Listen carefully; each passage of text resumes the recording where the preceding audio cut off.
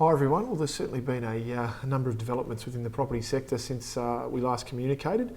The first one probably being the focus on the omnibus legislation that went through Parliament a week or two ago now, focusing very much more on the rental side of things. So what that's done is given a bit more certainty and a bit more of a guiding light for both landlords and tenants to work through how they can best work together in order to support one another. So obviously where tenants need to have some rent relief, but also where landlords who perhaps are under some stress as well, because obviously this pandemic's not limited just to tenants. There's many landlords that are suffering as well. So the support mechanisms that are now in place around the rent relief fund, but also the land tax reductions as well. So there's a number of different ways that the government is trying to support both parties, which is really good to see. There's still a few uncertainties there, which I know many property managers are working their way through. We're certainly doing that with a number of ours at present.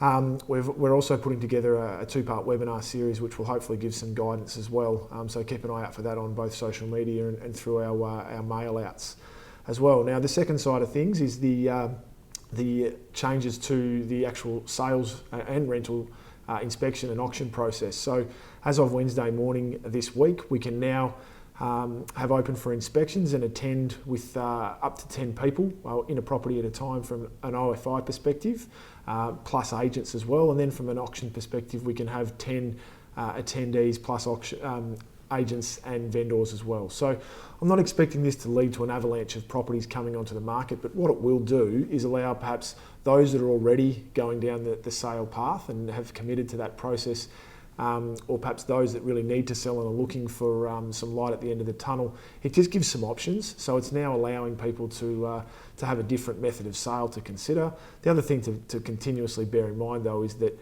the auction process works best when you've got multiple buyers looking to purchase the property. So if the demand for the property that you're looking to sell from a vendor's perspective is still perhaps a little bit light on, then just because you can auction doesn't mean you necessarily should. So always keep that in mind.